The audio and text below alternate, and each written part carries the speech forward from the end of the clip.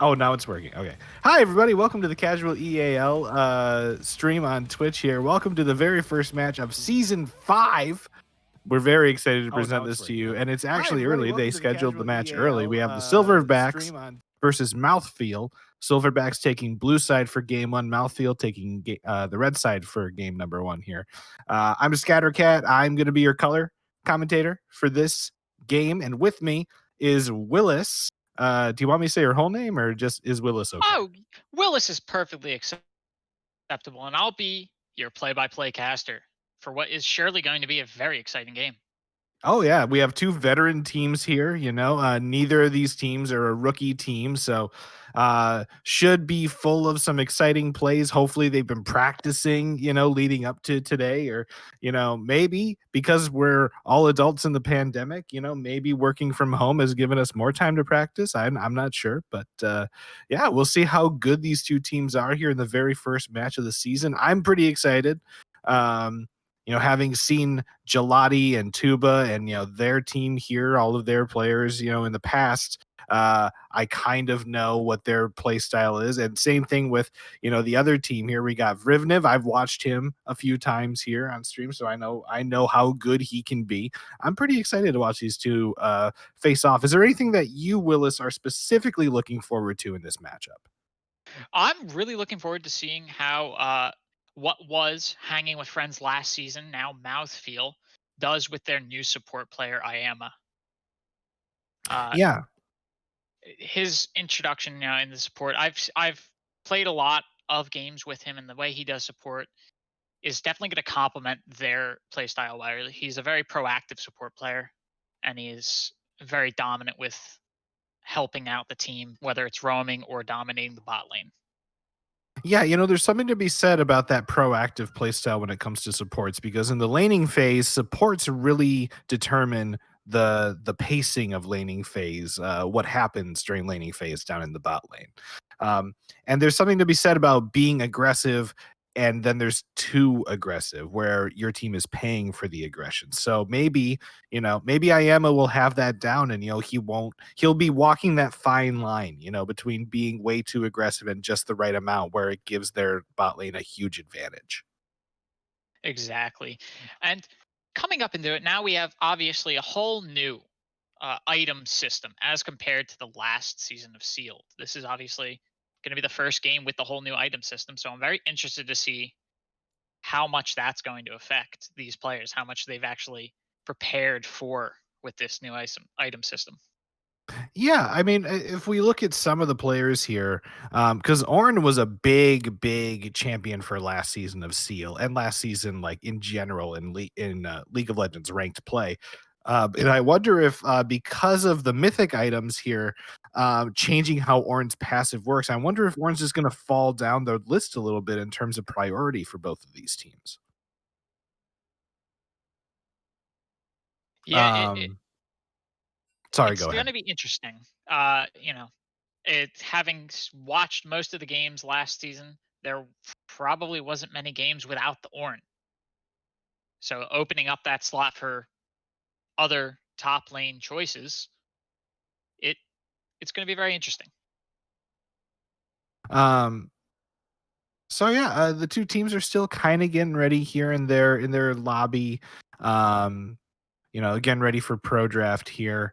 Um, and I'm just kind of curious and looking over here. Are there any contested picks that we should be looking forward to seeing banned or picked for either team? Any big priority picks between the two teams? I mean, obviously, right now I can talk about AD carry.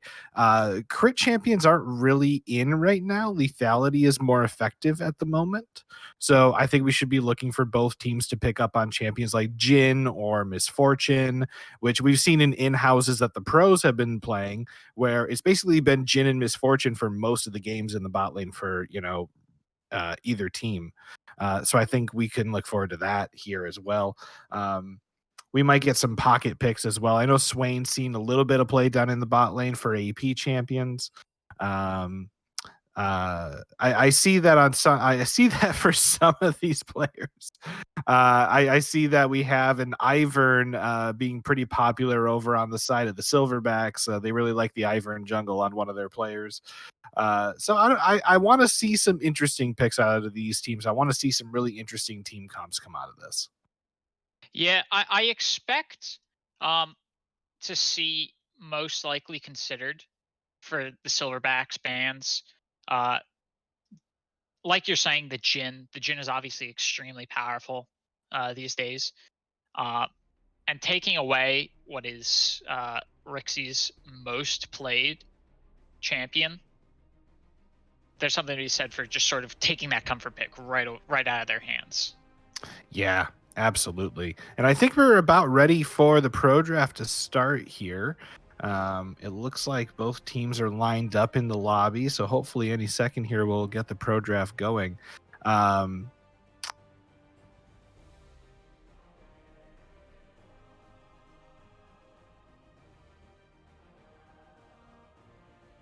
Now, do you expect? Let's while the players are still getting set up for the mid lane. Any bans you think are going to come across for any mid lane champs? um, I'd have to think about that one for a little bit here. I guess I guess in mid lane right now we got Vrivenov. He plays the Anivia quite a bit, and I don't know that Anivia is that popular of a champion. Um, so I think that would be super cool to see him pull that out for the pro draft. Oh, hey, but we have bans coming out. We got Rek'Sai being banned by the Silverbacks. We got Lulu being banned by MouthfeeL. Rek'Sai has actually gotten a pretty good win rate right now in the early parts of the season, so that is not a surprising ban. Samira. Okay, Samira's a bit annoying and down in the bot lane. That makes sense. MouthfeeL banning Gnar. Notably, Yeah, that's Tuba. Tuba plays a lot of Gnar. it's true, but so does the top laner for Silverbacks, Nizbone. He plays Gnar and Kled a lot. It's between those two champions for like the one that he plays the most often. I wouldn't be surprised if we saw Kled banned as well, since they already targeted one of his champions. Nope, they instead are hovering Graves. They do lock in the Graves ban as well. Jin locked in right away. Like we were talking about, he's a very high priority AD carry pick right now.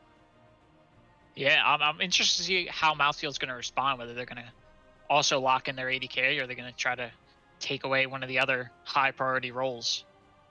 Yeah, I mean it's safe to lock in your AD carry at this point because Misfortune would be the other top AD carry pick. Oh, but they do. It looks They're like they looking at do want to go Ivern, for Ivern. and they will. Yeah, Ivern being the jungler that sorry, I'm gonna script their jungler's name here in a second.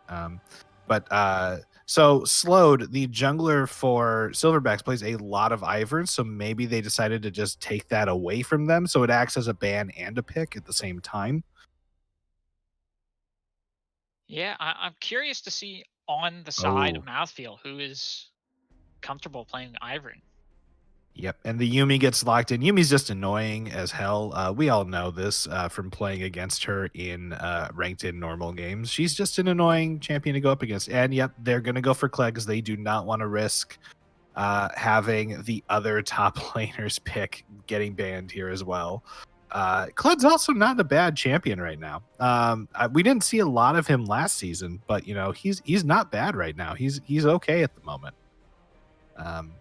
Yeah, Leona's a good support pick to pair up with Kled because Kled goes in with his ultimate. Leona can run right after him, throw down her ultimate, and her just engage with her E and Q combo.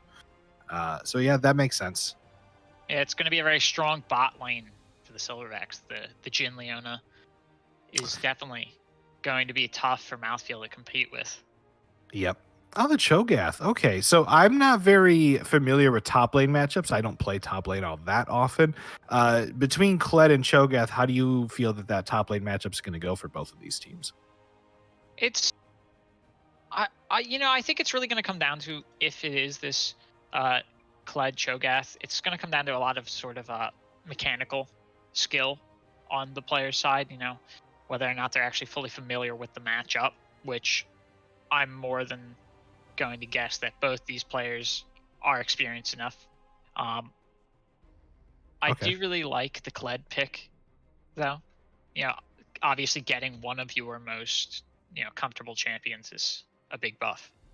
Yeah, it's absolutely huge. I like the Ezreal ban coming out of Silverbacks because whether or not MouthfeeL prioritizes Ezreal and Yumi is always a matchup in the bot lane. Like you pair Ezreal and Yumi up all the time if you're playing, with a duo partner in the bot lane or whatever. So I feel like that's a good ban from their side. Zoe. Ooh, okay. So it feels like MouthfeeL with the Yone and the Zoe pick. Like if this was my team, we would have picked those two bands just based off of no way in hell do we want to play against those two. Yeah, Yone is really strong right now. His ability to just tower dive with certain item builds makes him a very tough champion to beat. Yeah, and they ban another 80 carry pick with Misfortune. I would say that after Jin, she is the next most powerful lethality 80 carry in the game. So I feel like that's also a good ban. They're kind of trying to guarantee that Jin's going to be able to bully whoever he's up against down in the bot lane. That's kind of what they're going for here with these last two picks. Yeah, Um, which if we follow a lot of the last Sivir. ooh, that's an interesting pick. Yeah. Huh. I don't know how I feel about that pick. Yeah. So yeah, like I'm still trying to wrap my head around why Sivir Yumi down in the bot lane here. Like that just seems really strange and interesting to me because Sivir's spell shield only works against one spell. So if she mistimes that, she's still gonna get stunned or snared down in the bot lane between Jin and Leona. She has to play Yeah. that lane really carefully. We do see a Lilia pick coming in for the Silverbacks. That's another sort of tough bit thrown in there for the Sivir to deal with. Is this Yeah. Lilia coming in and disrupting the lane? Yeah, and the Oriana locking that in too, that is an incredible ball delivery system with Kled. Yeah, now So, we have to wow. see exactly what they're going to lock in for Gelati in the mid lane. It's probably gonna be. I mean, whatever Gelati picks here has to be the carry. It has to be the carry for the team because Sivir's not a hyper carry anymore like she used to be. Like she can still pump out damage. It's just that it's not quite what it used to be because of where the items are at down in the bot lane right now. He's Karthus, okay, going over the Karthus, and all he right. locks in the famous Gelati Karthus. Karthus has the damage. He does have the potential. I don't blame him for it. And it also doesn't matter if he dies in the middle of a team fight because he can still lay damage down for a few seconds after he dies. So you know what? I can't blame him for locking that in. But just looking at the two team comps that we have here, I gotta say I favor what Silverbacks has. I really like the team comp that they put together here. I have to agree. Silverbacks, obviously, they knew what they wanted going into this, and they got all they wanted. They locked in their priority picks and they locked in their priority bans, and they had a team comp that synergizes extremely well together. Yeah, I mean, you got Leona going in to stun some people up. You got Kled rolling in with his ultimate, and you got Lilia who just prances around, and all three of them make an excellent ball delivery system for Oriana's ultimate to just go into the middle of the enemy and just completely decimate them. And then you have Jin on the backline who can just stay super safe and far away and just throw that ultimate down on the other team. And really, because of how MouthfeeL drafted their champs here, they don't really have anybody that's capable of diving the backline to get to Jin. Jin is pretty much going to be safe almost all the time during these team fights, unless they horribly misplay. So I gotta feel like MouthfeeL. Phrasing. I feel like with MouthfeeL here, they don't have an easy way of breaking up Silverback's team or making them misplay a team fight. And MouthfeeL has to play just a lot more carefully and a lot more reserved until they find their moment. And that can be challenging for a lot of teams. We even see it in the LCS or the LEC. Even professional players have a hard time going up against this sort of a team comp here that Silverbacks has.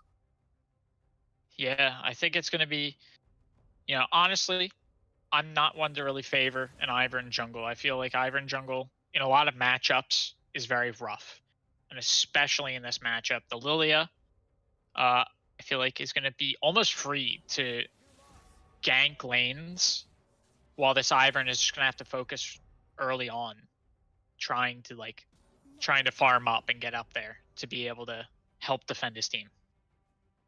Yeah, I mean, MouthfeeL can definitely still pull this off. I'm not trying to be too negative on them. It's just that the reality of the situation is that it is just more difficult. And yes, they have good players on their team. They have Gelati in the mid lane, who, we've seen him do some really great plays in the past. We've got Mean Muggin in the jungle, which uh, he's got some moves. He's got some. Oh, sorry, Mayor of Huevos in the jungle, and he's got some moves. He's got some stuff that he can pull off here. Tuba in top lane is, I would say, he's kind of a wild card. You never know exactly how well he's going to play, but we've seen him. Absolutely dominate in the past. Rixie and Iama down in the bot lane here with Sivir and Yumi. I'm hoping that they can stay safe. I'm hoping that neither of them dies early. I'm hoping that the healing from the Yumi and the spell shield from Sivir helps them stay in lane and helps them actually stay even in CS. But it's just so oppressive what we see here from Silverbacks. They just want to go in and fight all the time, especially early, because the later the game goes, the more powerful card this is going to be. Exactly. But if any group of players can take advantage of openings and keep their minds together, I really think MouthfeeL is the group of players that can do this. Yep. So I have to ask here, we see some interesting team names from some of the teams here.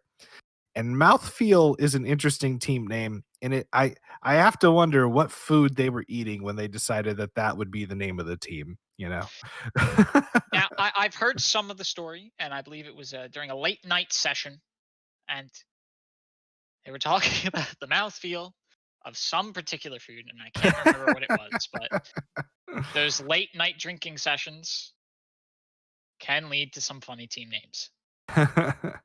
No, I mean, like, I watch a lot of cooking shows because I'm a big Gordon Ramsay fan, and so I would hope that it's some absolutely delicious meal that they were eating when they came up with that team name. Silverbacks being the second team in the league that has their team name after an ape or a monkey of some kind. So, so that's a thing. They're going for that. Um, Yeah, I mean, I'm just really looking forward to this season in general. I'm so happy that we're finally here after, a month of preparing for this and teams forming and signing up. I'm really excited to get this season underway. And what better way to get the season underway than by having a game from Ionia division as our very first game on the stream? Really, really pumped to see these two teams play. Exactly. Last season, we saw a lot of great games from the Ionia division, and I'm sure this is not going to let us down. So yeah, just waiting for spectator delay to go down. Chat. If you are watching this game and if you want to put your predictions down for who wins the game, please type in a chat either hashtag Silverbacks or hashtag MouthfeeL, and let's see where everybody watching the stream is at for who they want to win this game or who they think will win this game. Either way, actually, stream host, do we have the ability to put a poll in chat for people to vote on? Oh, we don't have that capability yet. Okay. All right. Well, I tried. We'll just go with the hashtags for now.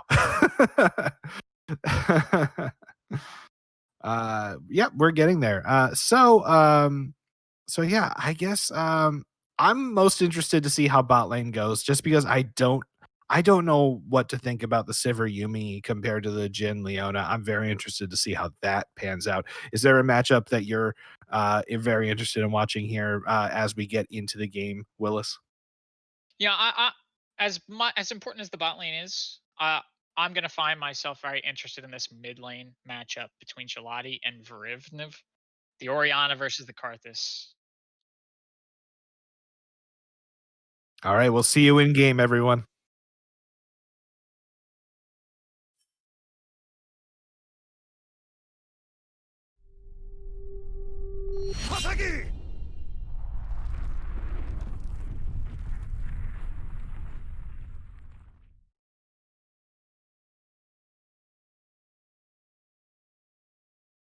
All right, we're here on the loading screen getting into the game.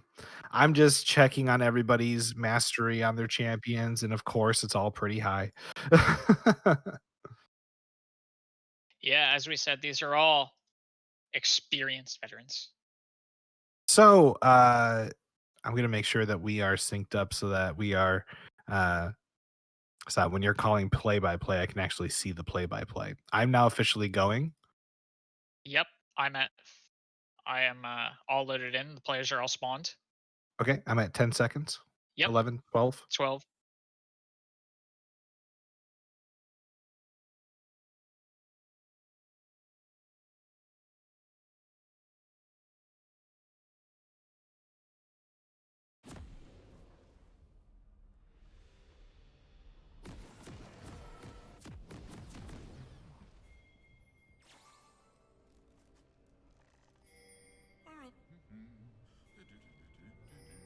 Okay, so we need to get to 15.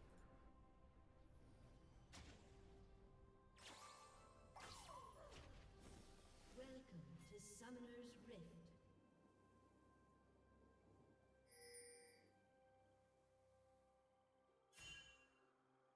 Seconds until minions spawn.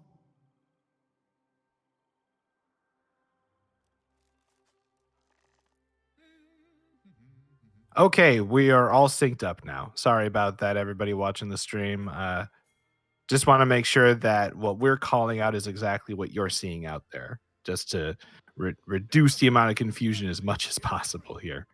Yeah, and to start things off, we see both teams rolling up in 5-mans into both opposing jungles, throwing down wards and hoping to start off with picks, but nothing seems to come to fruition. But most notably, Silverback has thrown down 2 wards in the topside jungle, and MouthfeeL only got 1 ward down.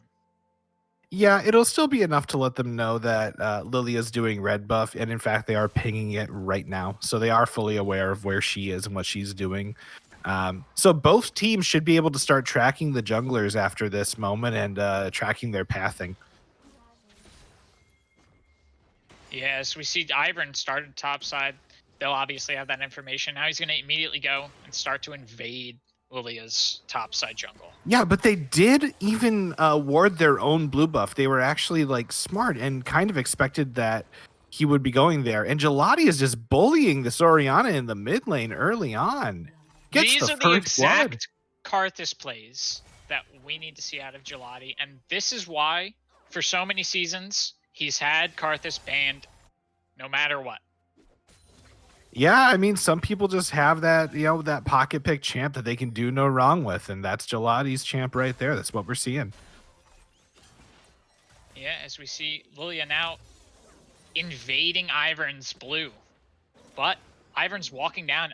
He's got a good feel for this, and he's going to try to stop out Lilia. He's chasing after Lilia, running around, popping her Q, and Bot getting lane's coming chased up. out of there. Yeah, we now see the Leona, but the Sivir and the Yumi are distracting him. The Jin's being cut off from the Leona, but the Leona is running it out to the support her Lilia, missing her hook crucially now. The Ivern's getting chased out. He's on low health, and the Leona will land a killing blow. Gelati making his way down now. Orianna just ahead of him. The Yumi and the Sivir are forced to try and play around this. They're going to try to stop it, but they get there just a little bit too late as Lilia is going to claim that blue buff. And now And as that's all going on, there's a kill in the top lane. Oh, man. What a game from both sides. This is the style of nonstop action that we want to see. I'm used to seeing this in the lower elo brackets here. I'm used to seeing fighting like this in Noxus or Demacia. Leona going in on the Sivir and the Yumi, starting to land some stuns. Jhin throwing out a lot of damage. This is exactly what we were talking about.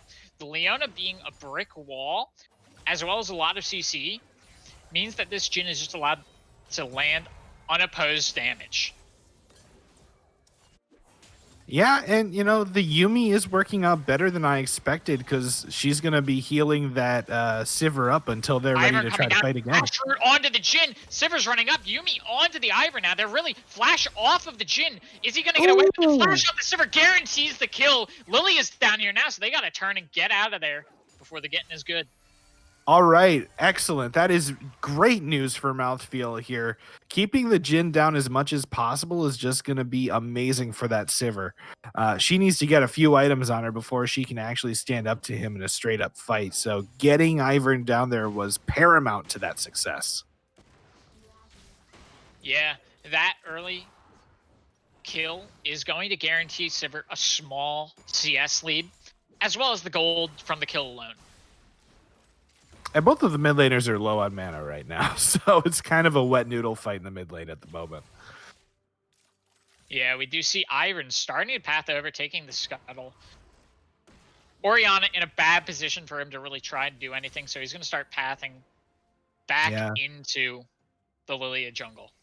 Yeah, and Vrevenev doesn't want to recall here because, he's got the wave pushing into his tower, doesn't want to miss any of the CS, but the longer he stays, the worse off he's also going to be just because he really needs to get that mana back. Exactly. And Gelati is relentless now, finally backing off now that the wave's been cleared. All right. Will Vrevenev recall too? Yep. Okay. Oh, no. Actually going to push the wave a little bit. Okay. Yeah. So Gelati's still going to be able to bully Orianna then in the mid lane when he returns just because he'll be back in lane before Orianna's back in lane. The bullying's just going to continue here. Kled up in the top lane, throwing a ward down on the tri-bush. This is going to be tough now for Ivern, as Lilia is now charging up. They're going to go for the gank on the two, but Cho'Gath gets chased. Lilia throwing out a lot, but the Cho'Gath is just going to get to the tower in time. Ivern pathing up, but they've obviously seen it as he stepped through their warded bush. Yep, still just constant fights, little skirmishes happening around the map here. Like I wonder if this game is ever going to calm down for us. But the Sivir's on a bot lane. Oh, excellent spell shield there. Good job. Don't know if that actually missed or if that was the spell shield coming through. It was kind of hard to tell. Okay, down. It looks like Jelati is going to come in support for a tower dive onto the Jhin. Jin's walking up. He's going to try to throw down a snare into the bush. Karthus will slow down onto the Jhin. Sivir going up, but not fully in position by that time. And we do see that Sivir is up. She's up in CS here, a solid, 15 CS lead. And she's trying to, make that an even bigger gap between the two of them by just pushing the minions into the tower. Yeah, and they do both have down in the bot lane. Both the Sivir and Yumi are at 5. The Leona's still on 4, so that's a good level advantage to go with the CS and the item advantage that the Sivir has. Oh, another fight up in top lane here. Yeah, Cho'Gath going in on this Kled. Kled is at level 6. Cho'Gath finally hitting level 6, and they're going to get the kill onto Snizbone. I mean, with the Karthus ultimate coming in there, Kled was dead no matter what was going to happen, but at least Tuba gets a stack on his passive thanks to eating him before that Karthus ultimate finished. Yeah, now he's going to be free to most likely claim a plate. Kled's TP is still down. Oh, Orianna, you're just getting bullied in mid now. I'm sorry. Yeah, this is exactly the style of gameplay we see from Gelati on a consistent basis. And the fact that he got his pocket champion, Karthus, is just going to help enable it. Yeah, it's actually kind of crazy how much Orianna's been getting bullied this game. And it's through no fault of Rivenev. It's not that Rivenev is playing poorly. It's just that Gelati has so much experience on this card and his level of comfort is so high. Yeah, I'm sure his confidence is through the roof on that champion. The style of play here, he's definitely not afraid of dying so long as he's getting these kills. And it's disrupting Rivenev, who is doing his best to hold on and maintain some level of CS and advantage. Yep. his job right now is just to hold on until team fights, because once team fights are happening with Kled and Leona going in, he can get that ultimate off that completely turns a team fight around in their favor. Yeah, we do see the Lilia getting chased by the Ivern. The Karthus wall under the Lilia. Daisy coming out, but they can't really make anything of it to the position. The Kled's making his way down. The Jhin and Leona are coming up. They're really going to try to fight this in the mid lane. They're chasing down the Ivern into the jungle. He's been rooted, and now we see he's getting knocked airborne, and Snizbone going to claim the kill. There it is. The ball Karthus delivery system comes through. Flashing over the wall to get out of there alive. And they're going to turn this around and get another objective out of this, too. They're going to get Dragon. Excellent decision-making there. Cho'Gath is pushing top lane in at the same time, but I don't think he's going to be able to finish off that tower. Nope, Kled's up there to stop him. So, yeah, nice turnaround there to get Dragon after the kill. Very good work by Silverbacks. And it's still anyone's game. Yeah, the amount of gold that Tuba was able to get off of that plate and the CS is sort of canceled out by the kill that Kled got down there in the mid lane. Yep. And that was the very first instance of the ball delivery system that we've been talking about since before the game started here. Kled goes in with the ultimate, Leona, Jhin come up to help out, and Lilia and Orianna work together to get that Ivern dead. Very nice play by Silverbacks. Hopefully we'll see more of that. Hopefully we'll see it in we got to fight. Oh, Leona going in on the Sivir, the stun, locking out the ultimate, the root up. Jhin throwing down the ult, drowsy the Ivern, and now the Sivir is going to go down to the Lilia as well with the combination of the Jhin. Yuumi is left without someone to latch onto. He's going to have to hang around that tower and try to do what she can before just backing off ultimately. Meanwhile, though, Karthus is now free to sort of push and do some damage to this mid tower. Yeah, but it's kind of the consolation prize. It's not nearly as good as what the Silverbacks were able to get out of it. You know, a couple of tower plates maybe at most, but yeah, I guess every little bit counts, right? So yeah. But they were able to make the gold difference basically even. You know, MouthfeeL had about 1,000 gold lead prior to that last fight down in bot lane, and now it's about even. So, you know, they could turn this around and start getting a gold lead themselves if they keep making plays like they just made. Leona now has started roaming the map. She's hanging out near mid because she looks like she wants to try to make a play onto the Karthus, but she was spotted taking out a ward. And now she's going to ultimately begin to rotate back down to the bot lane. We do see Lilia up top, hang out in the bush. Kled's going to come and try to bait the Cho'Gath. But the Iverns run right into the Lilia. Daisy coming out down here in a river fight. We see Karthus coming up. The Cho'Gath here, knocking them both airborne. It looks like the Karthus wall is going to slow. They're going to get the kill onto the Lilia. They're still chasing the Kled, but now the Karthus has turned to peel onto that Orianna. And the Karthus is taking a lot of damage, being knocked airborne, but Ivern is finally here to back him up. Man, I thought we were about to see a one-on-one Orianna kill on that Karthus. I was getting excited. Yeah, that was a rough situation for Gelati, getting separated. The Kled also getting out of there. But the kill onto the Lilia, if anything, is going to help get the Cho'Gath back into the game a little bit more. And it looks like MouthfeeL is trying to get they're trying to get Shelly up here. And they will actually get Shelly uncontested, which is great for them. They really need Shelly to help get a tower. I think they're going to drop a top right away to get the rest of that tower. Yeah, and they do. We do see the Rift Herald dropped by Ivern up in the top lane. Now he's going to go and steal that blue buff. But in the bot lane, we see a 4-man rotation down to the bot. Looks like they would really want to try to make a play here onto the Sivir. We see the Leona coming in. Jhin popping his ult well. They're all onto the Sivir. Yuumi getting stunned and is now going to go down as well. Yep. A 2-man kill in the bot lane. And that's another thing that we said before the game even started. You know, Sivir's spell shield is only going to be able to block one thing. So if they keep piling on Sivir like that, she's not going to stop all the CC. Shelly gonna get one more charge in, it looks like, onto this tower. As Orianna has made her way up top, but it looks like the tower will fall to the Cho'Gath. Karthus died in the mid lane. to a combination of the Kled and the Lilia. Ooh. But thanks to his passive, they both had to respect that and back off. They weren't really able to push up against that tower.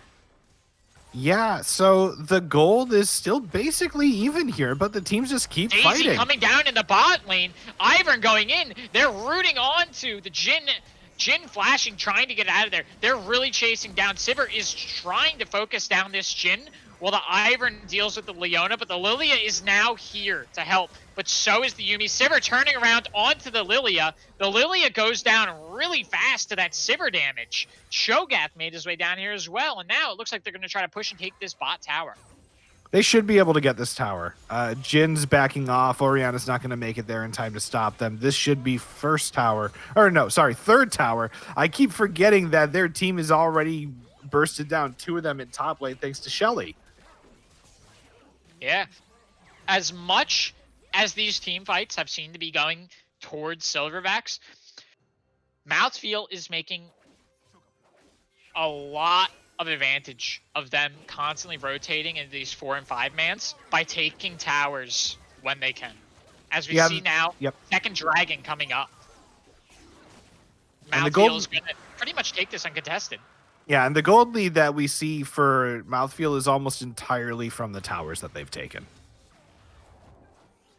Yeah. In fact, MouthfeeL's taken this gold lead, and Cho'Gath's already completed his mythic item, going for the Frostfire Gauntlet. Yeah, we're seeing some early item leads here in a couple of spots on the map. We're also seeing that Yuumi has picked up her mythic item, but Leona has not. So yeah. I don't know if that's a typical Leona build to start with that item first, or maybe that was a situational decision. Yeah, we do see a lot of rotations around Karthus and Orianna fighting it off down in the bot lane now. While we do see what looks to be about to be a brawl in the topside jungle. Sivir and Yuumi are backing out of there. While there's a 4-man, now a 3-man, headed top towards Cho'Gath. Jhin headed back down to the middle, but the Cho'Gath's been caught. He's being put to sleep by the Lilia, rooted, stunned, and he flashes over the wall. Tuba trying to get out of here, but the Kled's chasing him down. He's going to most likely get the kill and will confirm it. Ivern just a little late to save Tuba, as they're now being forced to back out of there again. Yeah. The entire topside jungle being cleared. So yeah, you know, we saw that MouthfeeL wanted to make a rotation to help out Cho'Gath, but they were just too late in making it there. So don't know if that was communication or if that was, you know, a split decision that they were making that caused such a delay. But either way, good work on Silverbacks for making that play happen. And it looks like they're going to take out top tower here as well. Yeah, Ivern actually coming in to save the top tower. Yeah, it looks like they're actually going to hold it.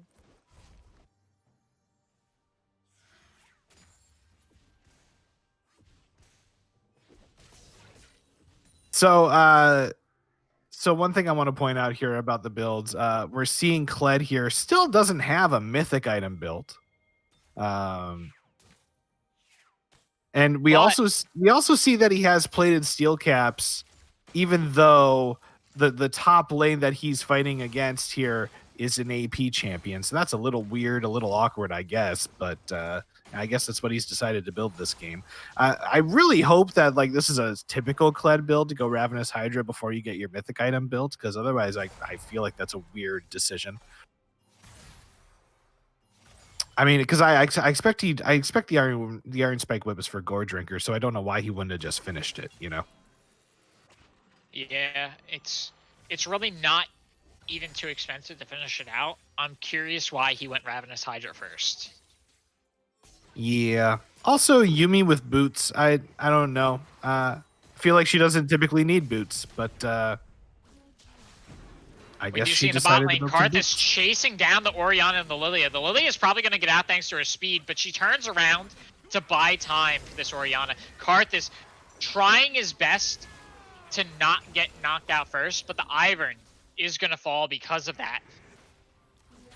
Okay, there's the Karthus ultimate. Going for the ult. Oh. Is it going to be enough? No!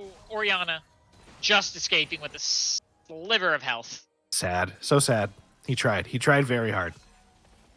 Yeah, we do see Cho'Gath in the top lane. He's starting to become a big boy.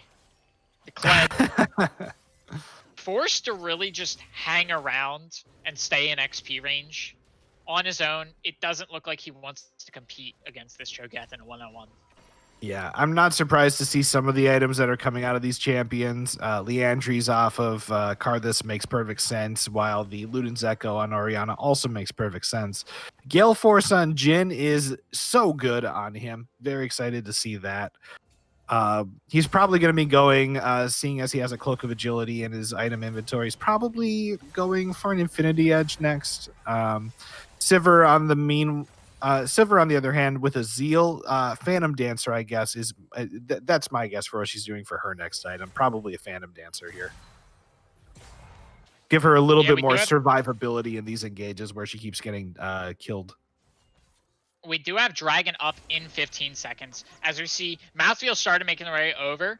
And Silverbacks, the Jhin and Leona were already here, but now they've had to back off as Karthus ends Sivir and Yuumi. Yuumi, they're actually getting targeted out in the mid lane. It looks like they've been knocked out. They've been rooted. They flash over to the wall. I'm going to get out here. Most likely, the Jhin ult is not going to be able to get her. The Cho'Gath is going in for the fight. He's frontlining and tanking for the fight. Ivern is getting damaged. The Yuumi damage coming in, but the Ivern will fall.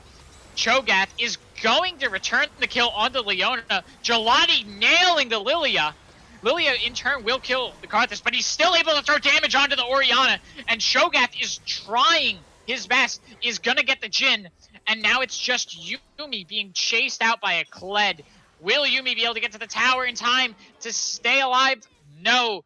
The Kled, last man standing. Oh, man, what a fight that was. Oh, holy. Okay, I just want to point out some really great stuff there. First of all, the Great Escape starring Sivir and Yuumi to get out of that initial engage. Well done by them. And then well done by the rest of MouthfeeL coming in to back them up, keep them safe so that they can win this fight. And they almost did. They almost turned it around. But yeah, we see the TP off of Orianna, gonna try to keep the Ivern out, but the Ivern's gonna come in and try to get a steal, but they've turned and killed him, and now they're basically free to take this dragon. There's no smite on the side of MouthfeeL. Sivir coming in is gonna get the shutdown onto the Kled, and the dragon does fall to Silverbacks. It was almost a steal for MouthfeeL. I can't blame Sivir for going for that. The cost of both the Ivern and the Sivir for the attempt at the steal, and now the Cho'Gath has been singled out, is getting CC'd locked. They're going over the wall to try and save Cho'Gath, and they will. Yeah, Tuba, I love you, man, but you were way ahead of your team in getting there, and also probably not a good idea to filter in like that after you've already lost Sivir to a bunch of them there. But you know what? You end up living, your team saves you. And finally, we're seeing Silverbacks have a gold lead in the game. They're the ones with the gold lead now. We do see MouthfeeL is going to try and start up the Baron. It looks like Silverbacks are onto this. They are aware of Rivniv has made their way over there and is going to start doing some damage on the Karthus. Kled also here is in a good position. They're really trying. They're locked onto this Baron. Rivniv going to get the Ivern. They're going to shut down Gelati. They get the Baron, but only 3 members are up. Oof.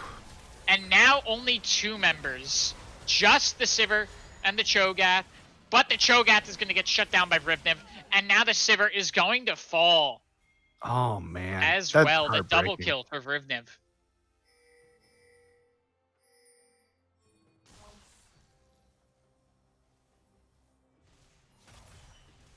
Correct.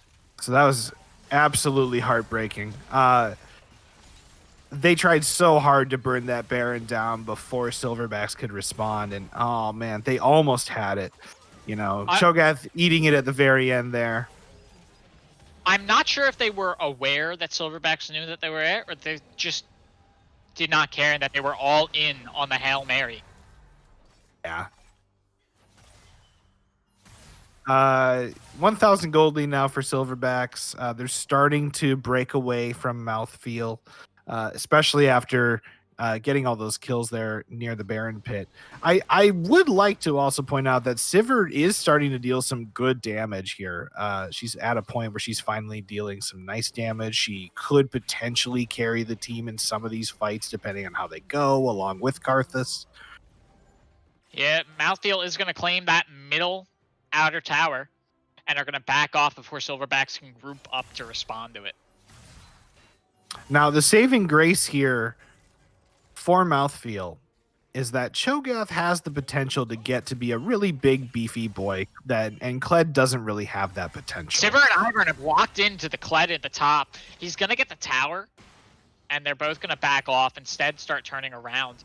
But the Orianna pathing through the jungle alongside the Lilia, Leona, and Jhin, who are making their way up the mid. They've got a strong push going on right now. And they're spread out along the line where they can respond to any sort of fight. And it looks like MouthfeeL's going to lock in on that Orianna in the top lane. The Kled's there as well. Cho'Gath is going to try to chase out that Kled, while the Ivern flashes, misses the root, but throws Daisy out there. Orianna's going to get out of there safe and sound. They hoped, but it wasn't enough. Orianna actually gets to escape. The speed boost at the end is probably the speed boost that she was putting in there at the end really helped her out a lot there in escaping that fight. Yeah, now MouthfeeL is just really forced to stay close to each other. That way they can reinforce any fight that starts to go down. As we do see the Cho'Gath and the Ivern once again going to lock into this top lane and try to take down this Kled. They are silencing and rooting him, and they are doing a lot of damage to him. He's going to flash over the wall, but here come the Sivir and the Karthus, but he's going to get over another wall as well. He might have enough time to get out of here. The rest of Silverbacks is coming up. MouthfeeL, knowing what they had to do, is going to not chase down the Kled. They're going to turn and go onto the 4-man. Which is smart. It's a 5v4 if they're all there. They can pull this off. Yeah, Cho'Gath is front lining for this. Gonna go and try to do some damage onto the Jhin. Kled's made his way over here thanks to a TP, and he's going into Root the Asleep. They shut down Jelani, but he's still able to do a lot of damage. And we see the Karthus coming up. Is it going to be enough to do a lot of damage? We see the Zhonya's popped for the Lilia. And they're going to get out of there safe and sound. On the sides of Silverback, they lost the Leona. That is Vision Lord. And Gelati on the side of MouthfeeL fell. But now, the 4th Drake is up. And Silverbacks are in a dominant position to take this. MouthfeeL just has to give up this. And this is so huge, because this is now sole point for the Silverbacks. MouthfeeL now has to contest any dragon that comes up. And the Silverbacks can instead just go and take Baron. So they almost killed Kled and Jhin with the Karthus ultimate. They almost got a double kill off of that, but they barely lived with a sliver of health. Some of these fights are so close in terms of some of the kills happening here that, like, if those kills had gone through, could have been a different fight at the end of the day. Yeah, Silverbacks down in the bot lane. We see the Kled now going to start doing some split pushing. He's in a good position to be able to do this, as the enemy team just can't afford to send people out to go and deal with this right now. They have to lock on to the main bulk of Silverbacks, who are going to start. The Leona has dropped a control board in the Baron pit, most likely to set up for a Baron take in the near future. So one thing here that we can see happening with what Silverbacks are up to right now. We're seeing that Orianna has a bounty on her head. We see that Jhin has a bounty on his head. So that's one way that MouthfeeL can find their way back into this game. But at the same time, Silverbacks have been doing such an excellent job of keeping Jhin safe and keeping Orianna safe. I feel like they're kind of unkillable at this point, almost. Yeah, we do see now Cho'Gath getting stunned out there. The Lilia almost in a good position there. Silverbacks are a 4-man, so they're going to back off. Even with their lead, they don't want to risk losing a 4v5 while Kled is up in the top lane, as Baron's coming up in 10 minutes. Because if you lose anyone in that 4v5, that's almost a guaranteed Baron. But regardless, MouthfeeL is setting up around the Baron pit. Ooh, But they're Jhin gonna ultimate turn. activates. Yeah, the Jhin is not gonna get. They're locking onto this Leona in the front. Oh, the CC lock off of the side to the Silverback. They are gonna do a lot of damage to the front line, but they're getting broken through. The Jhin is down. The Leona is down. Cho'Gath is chasing down and eating the Lilia for breakfast. The Sivir is throwing her damage onto the Kled. The Orianna is trying to stop the Cho'Gath, but is this Cho'Gath going to be able to eat this Orianna? I think so, but the Orianna will flash over the wall. The Yuumi finally coming up to support the Cho'Gath. Oh, no. The Yuumi shut down onto the Orianna. As we see, the gold lead has almost disappeared now. Yeah, that's the caster curse. We just made the caster curse happen. I just talked about how Orianna and Jhin seem to be almost unkillable because of how well Silverbacks is keeping them alive. And then, of course, they make a questionable decision of Jhin using his ultimate to open up. MouthfeeL immediately pounces on them. They kill the Jhin. They kill the Orianna on the tail end of the fight. And I'm sorry, Silverbacks, that I did that to you. My bad. Yeah, Silverbacks being down a man know what's going down. They know that the Baron take is what's happening, but they have to stop this. They can't just let an uncontested Baron go through. The Leona trying to frontline throughout the CC, but is getting knocked up and getting burned down. Kled is forced to escape out of there. He's got the whole team on his heels, but they realize what they have to do. They're going to instead turn onto the Orianna, who finally teleported into the fight, but a little too late. The Jhin ult coming in. Are we going to see enough damage to kill anybody? The jukes, but the kill onto the Karthus player. Man. They are now going to try and start doing some damage. Cho'Gath and Kled duking it out in the front line. He's going to get put to sleep by the Lilia, and finally the damage from the Jhin is going to kill that Cho'Gath. Sivir and Yuumi going to get out of there. And the Baron is now open for Silverbacks. Oh, wow. Just fight after fight. Extended fights going on left and right here. Neither of these teams wants to settle down. We have 49 kills in 31 minutes of the game right now. That's how action-packed this game has been. Yeah, and now while we do have a lull in the fight, I think it's important that we take a brief minute and look over their item builds. Will they give us a brief minute, though, is the question. We can only hope so. Let's start off with the top lane. We see the Kled is now finished his Core Drinker, his Black Cleaver, and the Ravenous Hydra. While on the other side, Cho'Gath's finished off the Frostfire Gauntlets, Thornmail, and the Frozen Heart. Yeah, making himself an excellent tanky frontliner for his team. The only one that his team has, actually. And we've seen so far in those fights, he's done really well staying in there. But when he gets focused down by that Jhin with the Gale Force, Collector, and Rapid Fire Cannon, he goes down really fast. As we see a team fight now going down for the Dragon. Karthus gets targeted out right away by the Jhin, but the Kled's going to fall down as well. Karthus ult coming in, doing a lot of damage, and is going to force a lot of these players to back off, but the Lilia coming in and locking in onto the Cho'Gath. Cho'Gath has to force out of there. The Ivern falls to Vrivniv, the Orianna ball delivery system. As now the Sivir gets shut down by the Jhin. The Yuumi getting stunned and killed by the Leona. Cho'Gath is also going to fall to the bot lane duo of Hui and Vision Lord. Silverbacks, well done in that team fight, acing MouthfeeL and getting Ocean Soul for your team. Holy crap, what a fight. Yeah, that was very brutal to watch if you are a fan of MouthfeeL. As there was a brief glimmer of hope there, but during that fight, as soon as the Kled went down and the Karthus went down, you could see MouthfeeL started to split. They didn't know which target to go after on the side of Silverbacks. Yeah, and just excellent individual play on Silverbacks as well. Orianna got a good ultimate in that fight. Jhin throwing his ultimate in there, dealing a lot of damage to Cho'Gath so that, the rest of the team could actually take him down. Very well done by Silverbacks. And now they have a 7,000 gold lead almost. It's insane how quickly their gold lead has risen. All that effort on the side of MouthfeeL to bring the gold lead back to a tie is now gone. And they're going to have a bit harder time defending that middle inhibitor now without that tower.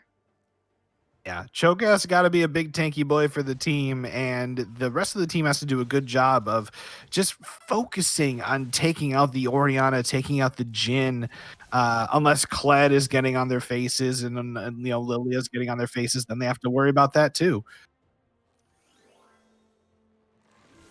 And Lilia did just steal the blue buff from Orianna, by the way, so probably an accident. I'm assuming that was an accident.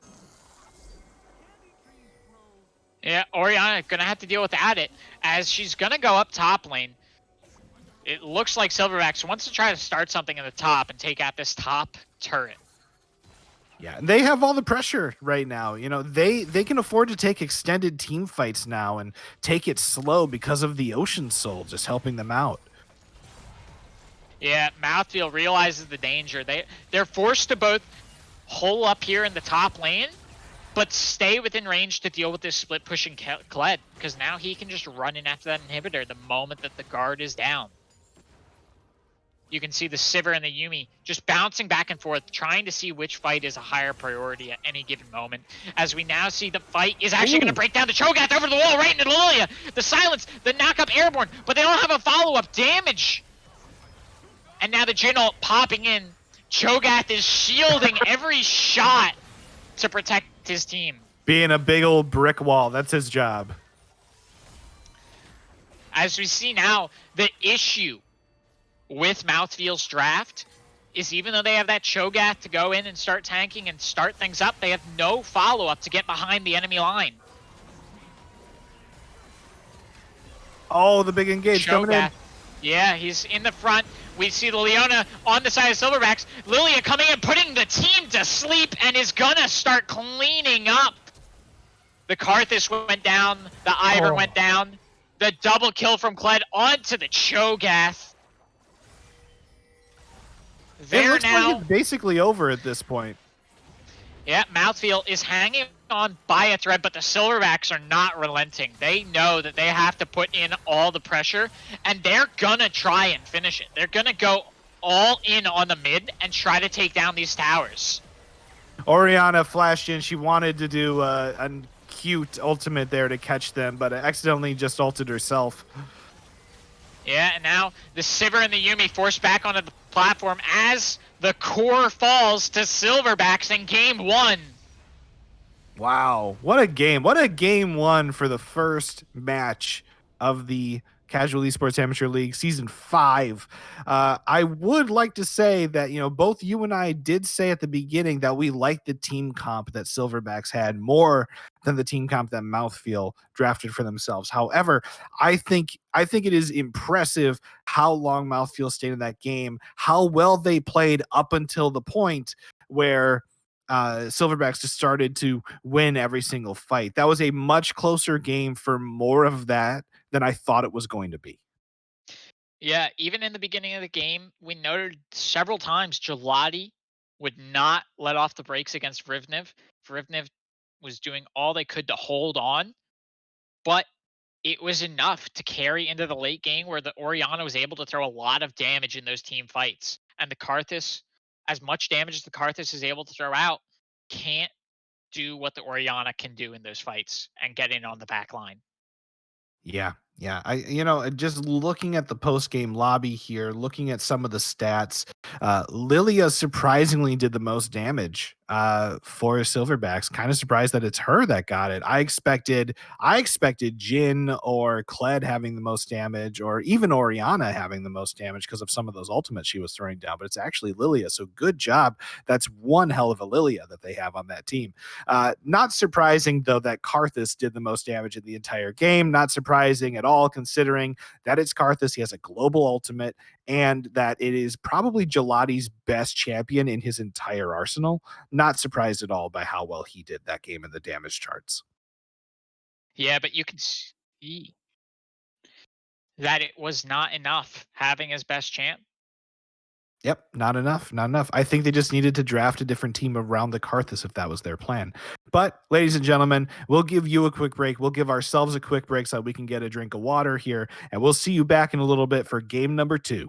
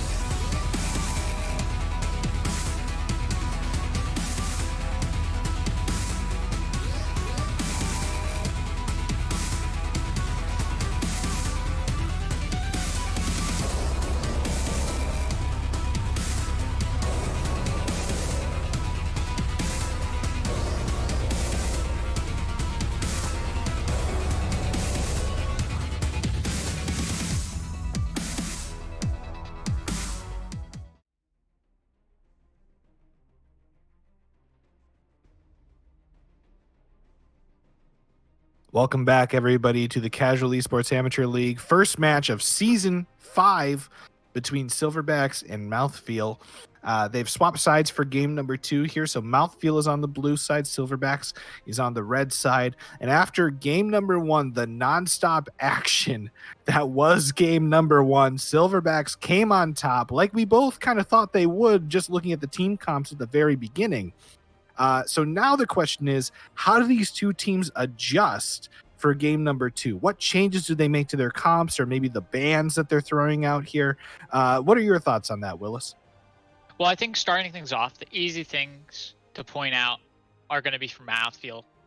Having lost the game, and we saw MouthfeeL struggle throughout the entire game because of their team comp. They weren't able to properly engage in a lot of those team fights. They were fighting an uphill battle, trying to get through the front line that the Silverbacks put up. I think MouthfeeL's going to have to draft a more synergized team comp. Yeah, that's definitely the biggest thing that we can point out, right? Because Silverbacks team comp had a very clear identity. They wanted to just roll at you with Kled's ultimate, Leona and Lilia following up and just hitting you in the face, Orianna, Jhin being able to keep their distance, be safe, while also throwing out lots of damage with their ultimates and their abilities. So MouthfeeL kind of needs to have a better identity with their team comp for the second game, like you said. Now, Karthus could definitely still be in there. He could definitely still be a centerpiece for the team comp, but without the rest of the pieces lining up, it's kind of not worth it. You know, like even though it's Gelati's best champion, maybe a different mid laner to build around would work better for the Sivir and the rest of that team comp, or maybe they keep the card this, maybe they rebuild the rest of the pieces, who knows. But I'm very interested to see what they do, because if I was Silverbacks, I'd be so confident going into the second game, I wouldn't make too many adjustments. You know, I would think that the bans that we picked are basically worth keeping for the first 3 bans. Maybe you consider banning Karthus over, you know, the Olaf or the Samira or something, but otherwise I would be pretty confident in what the team did last time, right? Yeah, exactly. I mean, really, that's the only thing that I would consider banning, is that Karthus. Silverbacks dealt with it pretty well. I mean, yes, Rivnev did get bullied early game, but he carried on into the late game and was able to be very competent for his team throughout those team fights. But if they want to try to dominate the mid game throughout the entire game, then it's maybe worth considering banning that Karthus. Yeah, I mean, I'd be afraid of it. You know, I would not hesitate to ban that for this second game. You know, the Sivir, the Yuumi did good. I was surprised by how well they did in the bot lane, but of course, Silverbacks, they just hit them with 4-man ganks down there. You know, I think it was twice that it happened in game number 1. They did a 4-man gank down in bot lane to disrupt what was going on. So, you know, I think if you're going to put Sivir in the bot lane with her spell shield, I think if you want to keep the Sivir, I think maybe you almost want to put a Morgana for her support so that you have more spell shields to protect her, right?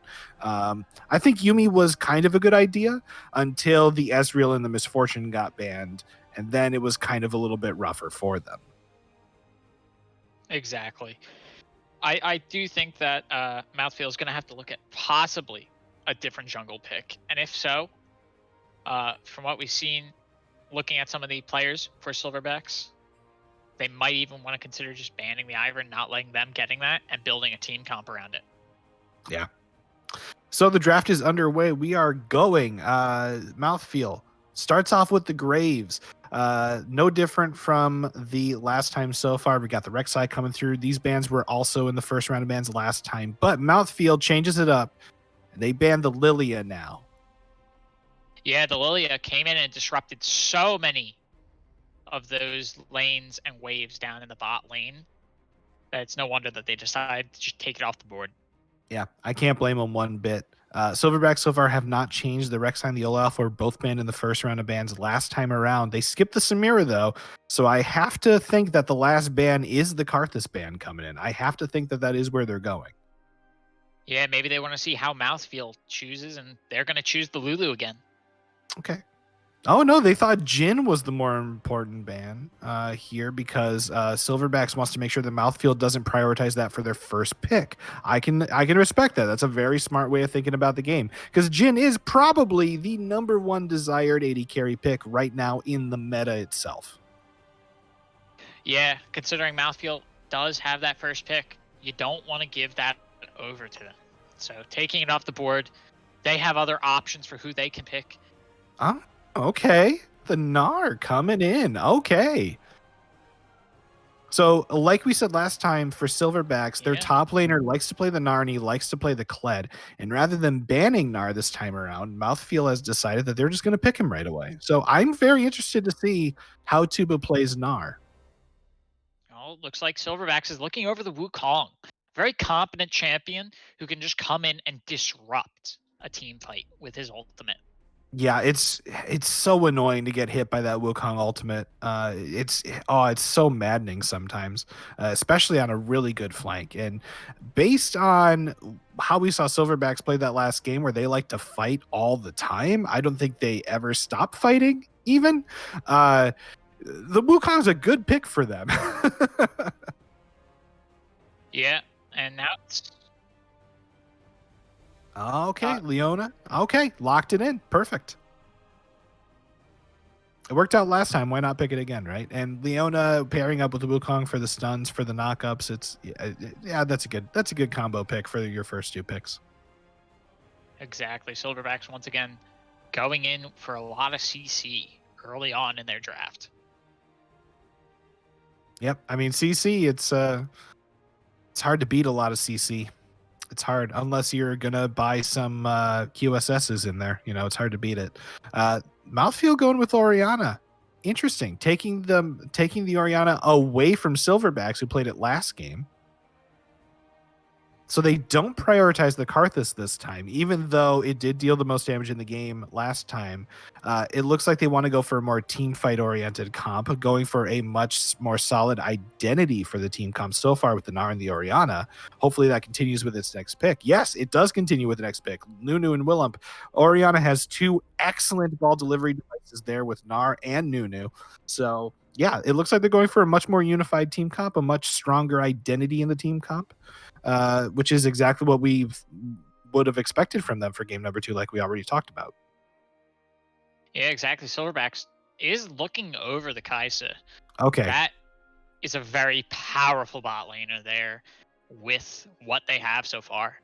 Yep. But they change it. They change it to Echo. That's probably an Echo jungle if I had to guess, unless Vrivenov plays Echo in the mid lane. I wouldn't put it past him to play Echo in the mid lane. I know he's a good mid laner.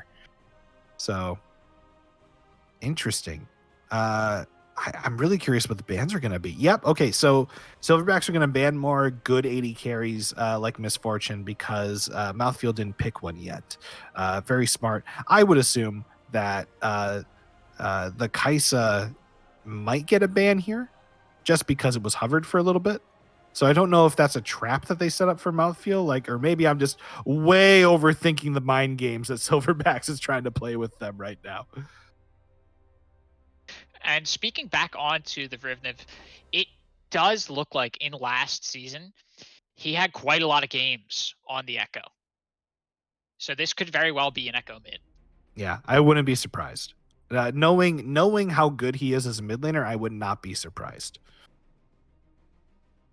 And MouthfeeL does ban the Kaisa, even if that is a trap, even if that is a mind game by the Silverbacks. You know, that's just a strong 80 carry in general, so I don't blame them for even wanting to ban the Kaisa. Okay, so the ban is blank, but I would assume since they were hovering Ezreal that is a confirmed Ezreal ban. I will check in with the team. It is indeed a confirmed Ezreal ban. Probably just hit the submit button right as time ran out or something, so it glitched out on them. And not surprising seeing them take away another 80 carry away from MouthfeeL. Yeah, I mean, I will say that I don't think I've ever seen this many 80 carries banned in a series before, so I think that's pretty interesting coming out of both teams. The final ban for MouthfeeL was Lucian, by the way. So that has officially been banned as well. So we have a total of 5 AD carries that have been banned out of 10 bans, which is the most AD carries I've ever seen banned for a game. This is the battle of the bans for the bot lane. Oh, locking in the Ornn. There he is. Coming in hot. Yeah, that possibly. We'll see how effective he is now with the new item system compared to how effective he was last season. Yeah. So just in case the audience doesn't know, would you like to explain the difference in Ornn's passive because of the item changes in case some people are unaware? Now, I'm actually unaware myself. Oh, okay. So I'll explain it. So Ornn can only upgrade mythic items now. So it does limit him and changes the setup. Yep, it does change it ever so slightly, but mythic items are already the most powerful items that anybody's going to build anyway. So overall, I don't think it makes Ornn's passive less good or anything like that. It's just different. So it's something that if you're not aware of that change, you just have to get used to it. Morgana and Nico off the side of MouthfeeL. So they don't have a traditional AD carry on that team now. Interesting. I don't know where some of the champs are going to go now. It looks like Silverbacks, they want that Samira, and they will lock in the Samira. I like the Samira pick. I like it with everything going on here.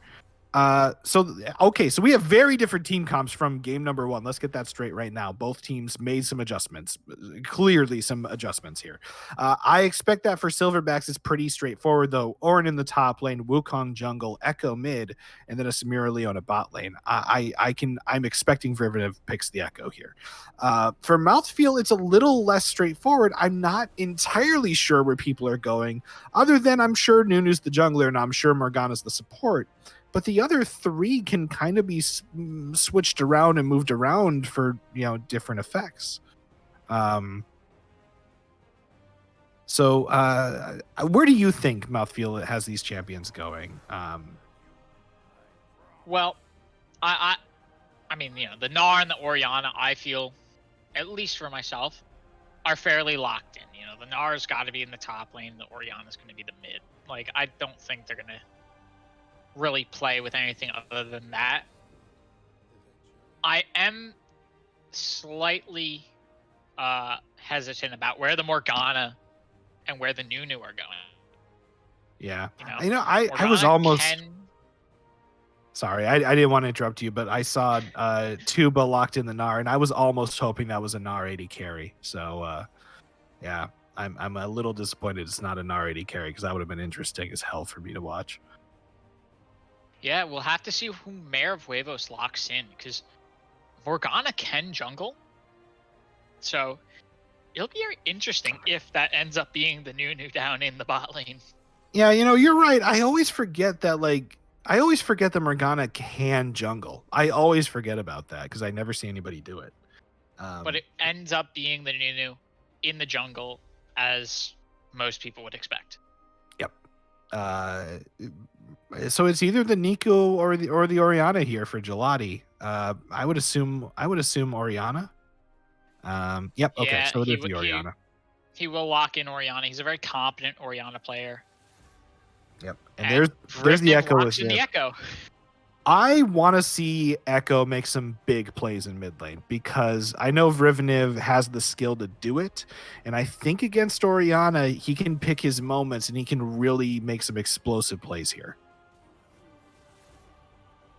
Yeah, he's just going to have careful and watch out. Obviously, we're going to see on the side of MouthfeeL that their jungler is going to be a little more participant, unlike last game, in ganks and dives.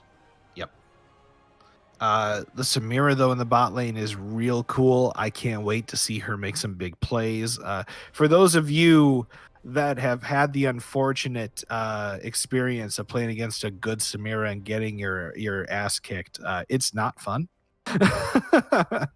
So Silverbacks are hoping that Samira pops off here, and MouthfeeL is just kind of hoping and praying that they're able to hold her off. I'm so looking forward to the team fights in this game. MouthfeeL is a very different team identity this time around here with their comp that they've gone with. So team fights should be way more explosive than they were last time, and they were already pretty explosive last game. Yeah. Unlike last game, I do expect MouthfeeL to be initiating a lot more fights now that they have a jungler that can actually get in there and do damage. Unlike previous game where they brought Ivern, who is a good jungler, just a very completely different playstyle. Yeah. I almost wonder if MouthfeeL for this team comp, they just decided that they would try to beat Silverbacks at their own game and just also play super aggressive. You know, I have to wonder if that was their thought process with this team comp. Um, because I wouldn't try to take that bet. I wouldn't if I'm playing against a team that I have already had experience in one game where they are way more aggressive than my team. I'm not going to try to beat them at that aggressive game. Like, are you crazy? Are you crazy? Are you kidding me? But maybe that's what they want to do here. Yeah. You know, in the top lane, who do you favor up there? The Gnar or that Ornn? I favor the Ornn. I mean, Ornn is just really hard to kill in general. That's just kind of how it's always been. Nar can kill him. He has the ability to do so with the passive on. I think it's his W, the passive on that one. But you know, just in general, if I want to have a Gnar on my team or an Ornn on my team, and I've got a player that can play either one of those champs, I'm gonna default to the Ornn because he just gives the team such a big boost with that item upgrade passive of his later on in the game. So the longer the game goes on, the better it is for the team that has Ornn on it. There's also the fact that he can make those items right on the field. He doesn't have to back to buy. We're only really going to see him back when he, you know, is forced back or has some other plan in mind. So Mhm. long as he's in a secure position and he's not going to get tower dived, Yeah. he's not going to have to go back as much as Tuba will with the Gnar. Yeah. Yeah. Uh, Mid lane's going to be really super cool to watch if Vervenev plays hyper aggressive on that Echo. I'm looking forward to seeing some plays there. Bot lane's interesting because it's a Nico Morgana. So they have CC and they have the ability to pull it off, right? They can beat a Samira Leona bot lane. But I just feel like after watching game one, that Samira is gonna pop off. I don't know if this is me thinking too much about the matchup, or maybe I'm a little bit psychic here, but I think this Samira is gonna pop off this game. I think we're gonna see some plays.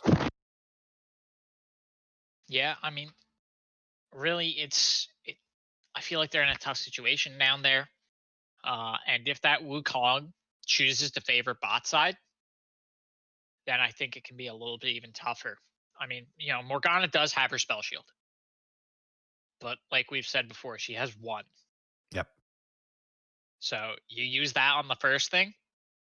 So you use that on the Leona hook. Uh, Something else is going to come in. There's plenty of other ways for them to engage and stop one, if not both.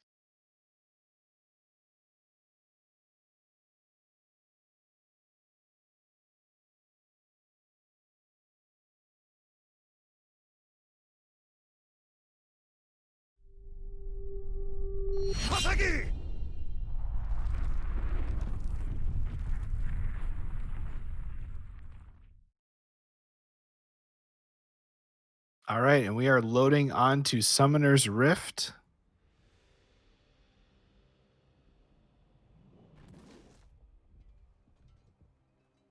Sorry, I had a weird bug on my screen there, but I'm in now. Yeah, I'm in as well. You know, we're here at the 10-second mark. And both teams, are we going to see an invade right away, like both teams tried to do last time, or do you think it's going to be more of a spread? I feel like Silverbacks are going to go for a spread, but as we see, MouthfeeL is rolling up as a 5-man, and They were it spotted. looked like they wanted to invade, but The Wukong spotted them in the middle. 30 seconds until minions spawn. All right. So that could have been cool, but, they were spotted out, unfortunately. Yeah, there's not much they can do now besides just head to their positions. Let's get synced up, by the way. We forgot to do that. Oh, yes, of course.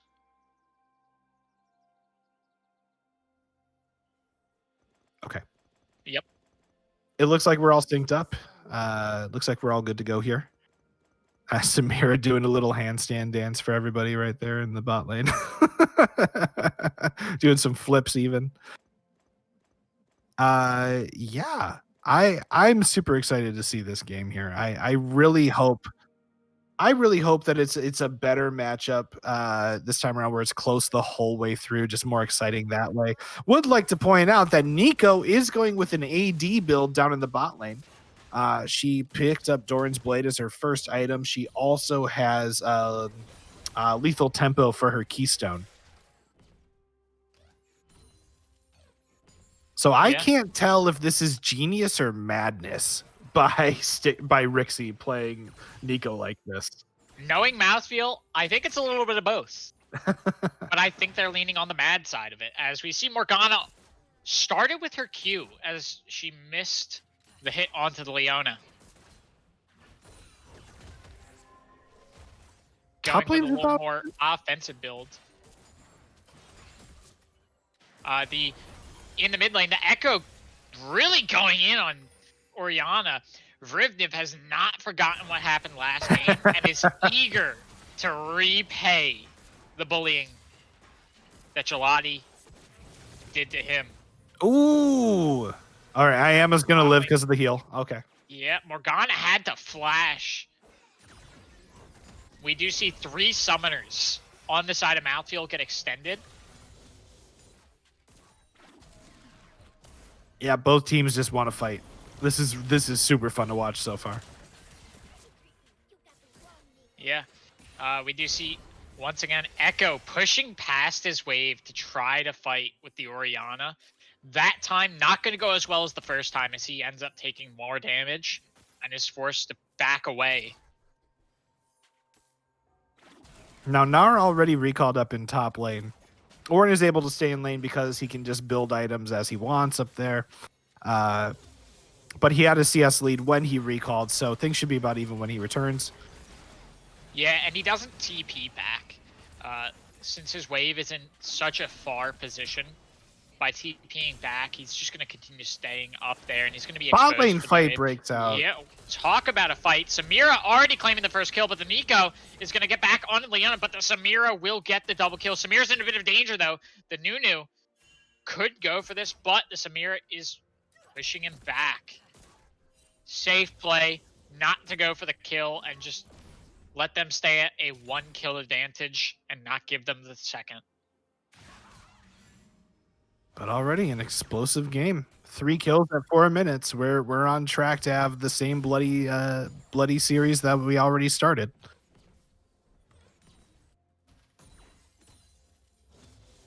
So even though the Echo is playing a little bit more aggressive, flash off of the Gnar to avoid dying to the Ornn charge up there in the top lane. Yep. Aggression all across the map. And even though Echo is being aggressive here, Rivniv is able to play more aggressively than he did last game. It's kind of not paying off as well when you see that the Orianna is still being pretty safe and she has a CS lead at the moment. It's currently over 10. She should be able to recall here, get back to lane, and then the CS differential will be about even at that point because Echo's going to get some kills in the meantime. And not even that much because of the way that Gelati set up that wave. Most of those minions just died to the tower there. In the bot lane, the wave is pushing in. The Morgana and the Nico are playing it safe. They're not overcommitting to a all-ground aggressive. The Gnar is going to stop that recall by the Ornn. He's on a sliver of health, so he really has to be careful. But luckily, Gnar is not in a good position to dive and go for the kill. Yeah, and if I was Gnar, I'd be happy with the recall anyway, and Echo just coming get a in on tower the play. flank. Have to interrupt you here. He's coming in completely unspotted. He was spotted by a ward in the bush, I think, but they will get out of there safe and sound. Yep. Good spell shield on the Morgana to save herself. That could have spelled... If they had missed that spell shield, that could have been disastrous for them. Could've... Orianna pushing up. Ooh. The Nunu snowball coming in. They're doing a lot of damage to the Echo. They pull him in. The Wukong is here. And he's going to chase them out. Flash off of the Wukong and the Echo. They really want to try to confirm this kill onto the July. He's been ignited, but he's going to survive. Jeez, so close. Silverbacks showing that aggression is the name of the game here, but it doesn't quite pay off yet. Yeah, just incredible how aggressive both of these teams are trying to play right now, especially for MouthfeeL, because it's completely different from how they played game one. Yeah, we did see now, once again, the bot lane. They're getting pushed back by that Samira and the Leona.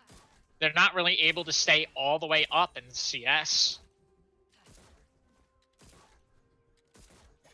In the top lane, we do see both laners are now at 6. And they're the aggression even in seems CS. to have stopped for a little bit. Neither wants to fully commit to something right now. But on the side of MouthfeeL, Nunu is up there in that jungle. He's path. He could come up for a gank after he deals with his buff. Yeah, and I'm not surprised to see some of the CS differentials that we're seeing right now. Gelati, for instance, having a big CS lead over Echo. You know, I guess that's to be expected because Orianna has good wave clear. We all know it. But down in the bot lane, Samira having such a lead, a commanding lead over Nico, I should say, is not surprising at all. Because, like, I would not expect that an AD Nico would work out anyway. Yeah, we just see Orianna in a bad position. Wukong coming up, but the Orianna is going to get out of there just in time. The Ornn got the kill under the Gnar up there. That was such a close fight. It was such a close fight. Yeah, Gnar threw his Q out there, but it hit minions in front of Ornn. Big team fight down there. Mare of Huevos is going to get locked on by the entirety of Silverbacks down there. And MouthfeeL just a little too scared to go in and save him. Let him die to the combined might of the Leona, Wukong, and Echo. Yeah, I will say that fight in top lane between Ornn and Gnar, either one of them could have won that. It was that close. I thought Gnar had it too.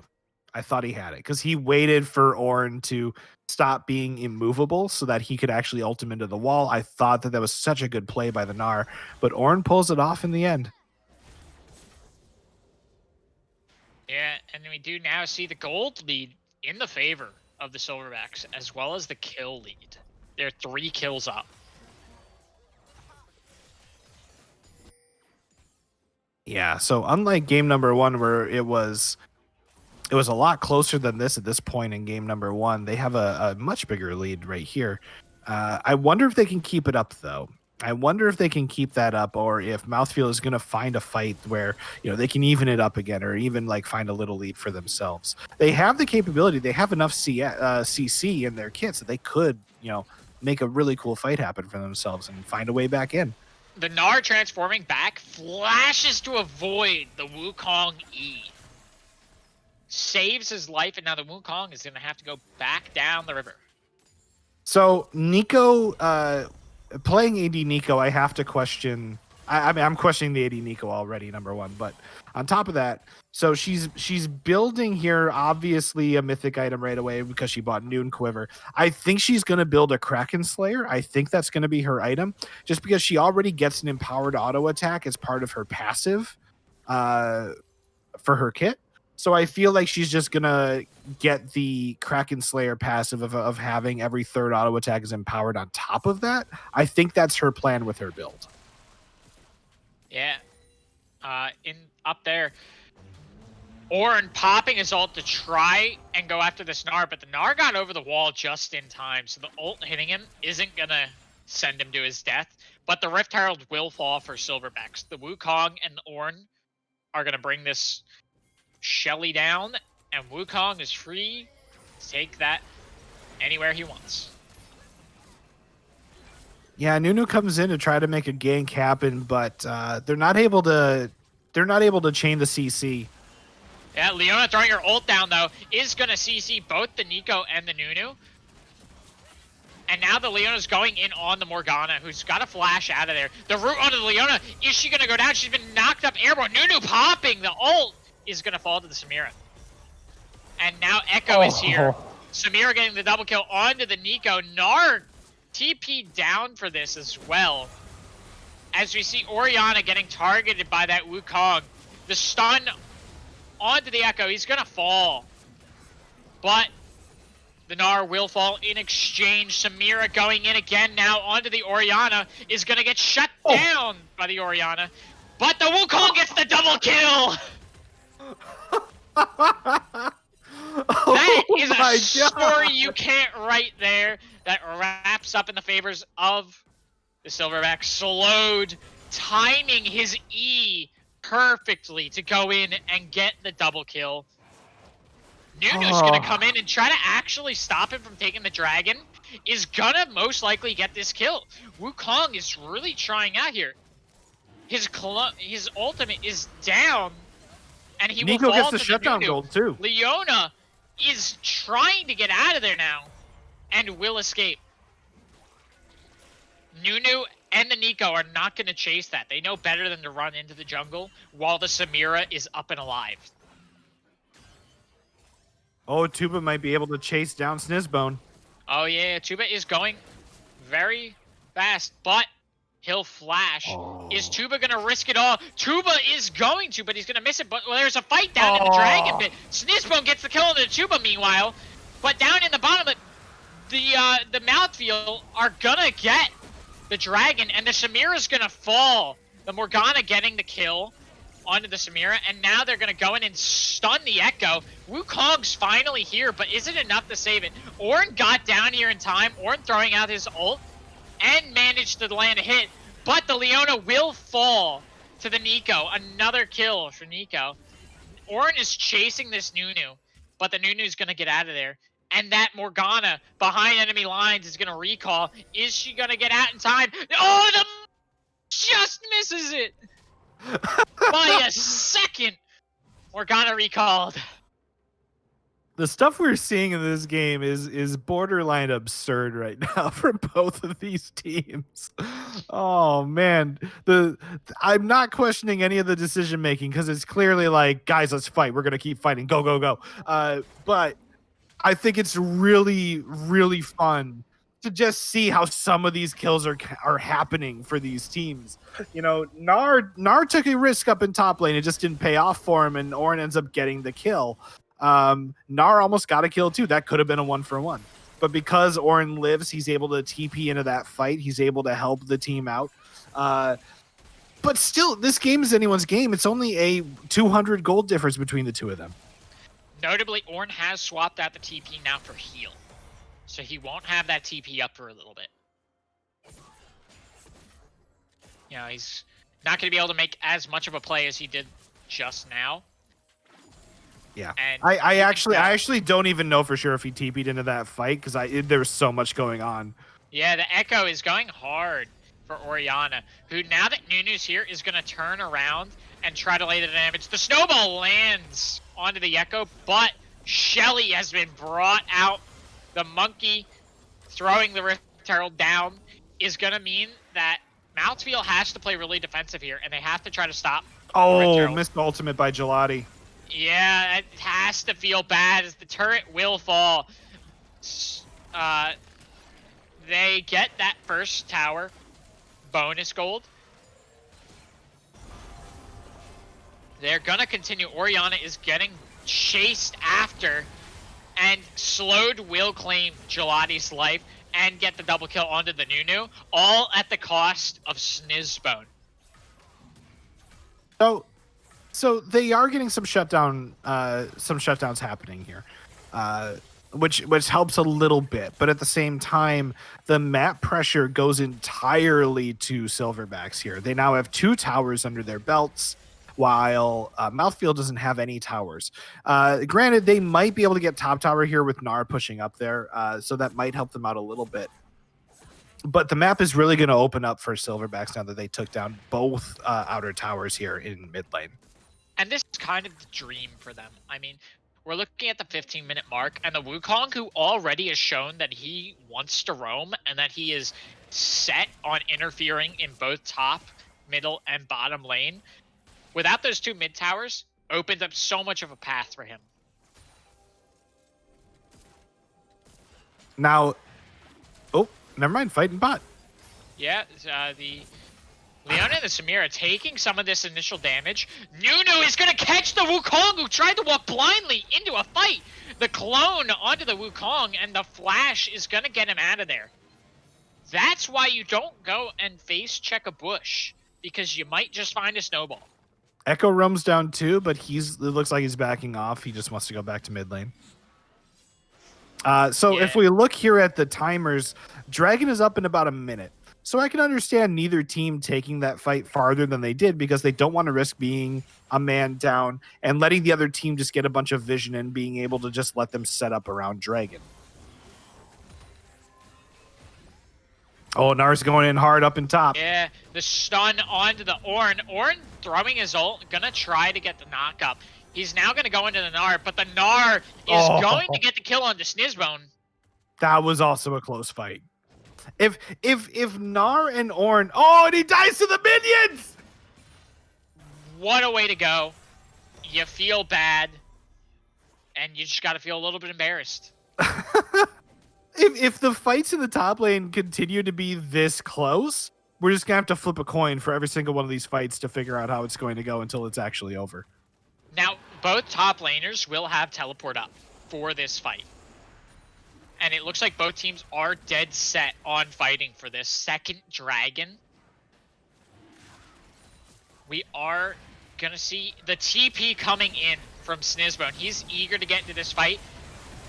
As there's a lot going on, it's almost too much to handle. The Nunu is gonna get targeted out there and brought down. The CC on the side of Silverbacks is gonna stop MouthfeeL from doing much, as they're gonna get chased back. Ooh. They almost kill Samira there. She gets a sliver of help, but they can't really chase after her. They just sort of have to back off and maybe hope that Silverbacks aren't in a position to take the Drake at the second there. That was almost too fast to see what was going on. Both teams just exploded into action there. Yeah, you're not kidding. One thing I would like to point out is now that Nico does have the Kraken Slayer and we saw it in use in a team fight, it does stack really well with Nico's passive already in her kit. Oh, the flash! What a flash by Echo to escape a death there. Nice work, Vrivniv. Yeah, we see the snowball targeted for that Samira. Nunu really wants to shut down and kill this Samira, but the flash over the wall means that she's gonna get away. But yeah, as I was saying, the dragon falls to MouthfeeL actually. Yeah, they got the dragon in the middle of the fight. But as I was saying about Nico and the Kraken Slayer, it is stacking with her passive in her kit. She's going on hit Nico, and it will be doing damage because she almost killed Samira in that last team fight just with the Kraken Slayer. So I'm looking forward to seeing the Nico in action now that I understand what her build is, what her plan is here. Yeah, Gnar in the bot lane tried to hop over the Ornn ult, but shot it a little too early, and instead's gonna fall to the Wukong, who's gonna get some gold for that. All right, dropping Shelly here in mid. Should be able to take this mid tower down. They'll make it even in towers with 2 apiece here.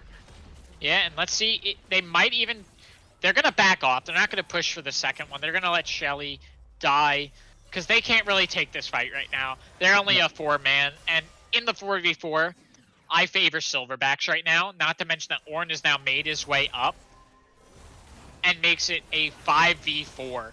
Charging in, he's going to take a good brunt of that damage. His nose is going to get bloodied, but MouthfeeL is going to back off and not really take any real fight there. Yep. Looking at both teams here, every single player has finished a mythic item at this point. They're all moving on to their next items in their builds. We can guess by Nico's items that she's going for Rage Blade next, which is what you'd expect from her. We can kind of guess with Wukong here. He does have a Hex Drinker, so don't know if he'll actually finish the Maw, or if he's just going to keep Hex Drinker in his items here for a while before upgrading it. We'll see. Notably, Ornn has hit that crucial level 13 and has upgraded his mythic into the Forge Fire Crest. So the next item he would upgrade is probably, I mean, like, he's got some options, right? Because you could pick the Hex Tech Rocket Belt for Echo. You could pick the Gore Drinker for Wukong. You could pick the Shield Bow for Samira. Either way, I think you're helping the team out because of how much they like to fight with everybody just going in at once. Yeah, if I'm taking bets on this, I think he's going to favor that Gore Drinker. The Wukong has just been able to do a lot more for the team. Then, not that Rivnev isn't doing much for the team, but the Wukong is the one getting in there and getting those kills. Yeah, And absolutely. upgrading that Gore Drinker is just going to further enable him. Yep, absolutely. We have yet to see a really big, huge Orianna ultimate out of Gelati. So, you know, we'll have to see if he's able to pull something like that off coming up here. Tuba's made some mistakes, we're not going to lie here, having two really unfortunate deaths on Gnar that could have been avoided. So maybe he'll keep playing the way he's playing and just keep that same level of aggression up, or maybe he'll pull back a little bit because of those deaths. Not sure how he's handling that getting mentally. Caught in a rotate, trying to get back to the bottom side. The rest of MouthfeeL's going to run up here and try to get up here, but the Nunu is falling down really fast. They know that if they can take the jungle down before this dragon comes up, then it's almost guaranteed for them. The Ornn coming in is going to knock up Gelati. That's really unfortunate there that he was left behind. But you'd rather lose the mid laner than the jungler when Dragon is 20 seconds away. But they're going for Baron first, actually. I think this is actually a better play. You know, they're not crucially pressed for the Dragon right now. And they can make a lot of map pressure by taking this Baron. If I was MouthfeeL, I would do exactly what they're doing right now and just saying, hey, you know what? We can burn Dragon down real quick. We'll take Dragon here while they take Baron. We're okay with that. Yeah. MouthfeeL, the moment they got to that pit and saw no one was there, had to have known that they were on the Baron. And at that point, it's too late to try to turn around. You just have to commit to what you're doing. Yeah, not to mention that they knew for a fact that they were doing Baron because the Rift Bug, the Scuttle Bug in the river here was taken earlier. So they did know that they were on Baron. They were able to see them. So good decision making. Spread. Silverbacks spreading to try to take that Baron buff and make full use of it to all these lanes. They're most likely going to really try to take down these top and bottom towers to catch up with the middle. Yeah, Gelati, not Gelati, Tuba, I wouldn't try to fight this if I were you with the Baroned up minions there hitting you. I wouldn't keep trying to do this, buddy. Yeah, he's taking a lot of damage. He's buying time, but it's not enough. He has to flash away to avoid dying. And Echo's going to claim the bot tower, and now that top tower will also fall. Yep, just making the most out of this Baron buff right away. Tuba did buy a lot of time. The rest of his team was able to sort of get positioned up and around to other places. So it wasn't a full loss for them. And he did get away with his life. He did get away with his life. Okay, we do actually see another Ornna upgrade come through. And it is on the Gore Drinker. And it's on Samira as well. Now making a Ceaseless Hunger for Wukong and a Blood Ward for Samira. Yep, both excellent names for items. I like that. But this makes fights even harder for MouthfeeL now, seeing as the Silverbacks were able to already have a lead of nearly 4,000 here. Nearly 5,000. It's going to be even harder now because they didn't have to buy those items. They didn't use any of their gold lead to buy those items. They just got that as a free upgrade. Even harder now at this point. They have to play these fights really carefully, or they have to pick somebody off when they're by themselves. They have to go for one of those two things. Yeah, now we do see a lot of players concentrated down here on the bot lane. On the side of Silverbacks, they really want to take this tower, but MouthfeeL doesn't want to give it up. They want to make them commit to it and fight on their terms, which right now I'm favoring MouthfeeL if the players on Silverbacks tried to just dive that tower right now. But we do see the Ornn and the Echo finally finishing up in the mid lane. They're trying to get down to the bot lane to assist, but this Gnar from Tuba is being a bit of a pest. A little bit of a pest. The bot lane tower will finally fall, as most players on MouthfeeL are now rotating to the bottom fully. We see the snowball come in onto the Wukong, but it was not the real one. It was a clone. And now we see the Ornn ult coming in. There's a lot of fight going on. The Nunu is in the midst of it all, has to flash to get out of there, but he's going to fall to Vrivniv. The Ignite going to get the kill. Wukong charging in, popping that ult. Nico on a rampage with the kill onto the Echo. The double kill onto the Leona. And now, okay, the this is good. the Baron buff's gone. They really can't push here, as Tuba will fall to the Samira. They're pushing back and getting a little greedy, and the double kill. Oh no! The Samira cleaning house with a quadra kill. Oh, you guys got too greedy. You got too greedy. Should have been happy that you were ahead. And as you mentioned, that's the power of Samira. 200 years.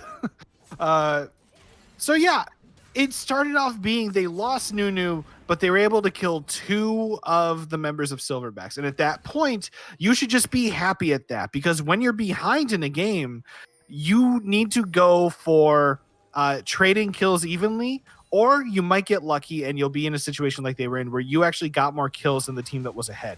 You need to be happy about that and keep riding the game out, keep extending the game a little bit, because you can't risk letting them kill you more.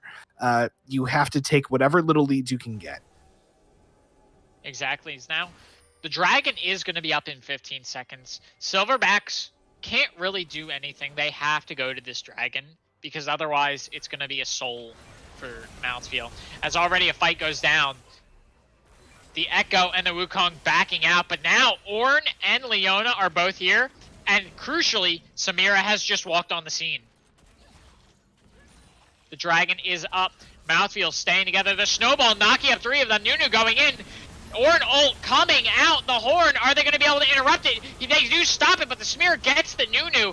The double kill onto the Morgana. They're really chasing down the triple kill onto the Orianna and the kill onto the Gnar. Yeah, I have to think that this game is basically over at this point, with Ornn teleporting into the base, or no, sorry, not the base, with Ornn teleporting down the bot lane just to push into the base faster. You know, I have to assume this game's basically over at this point. Samira's following him in there. The rest of the team is on their way. They want to just keep pushing for the win here. Yeah, I mean, Samira got online, and there's nothing that MouthfeeL can do about it. Hui is played this really well the entire game, and is now at the point where he's dominating the game, but Ornn will die to the tower, so it's a little bit of a moral victory for the side of MouthfeeL, as they're going to lock in and they're going to try to keep going down, but the Leona blocks for the Samira. Oh man, the Samira ult goes in and starts forcing the rest of MouthfeeL back. They're stuck on that platform, as the core is definitely going to fall. The turret goes down.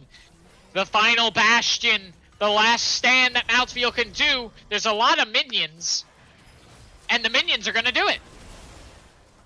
Man, I thought Tuba was going to get one last Gnar ultimate off, but nope.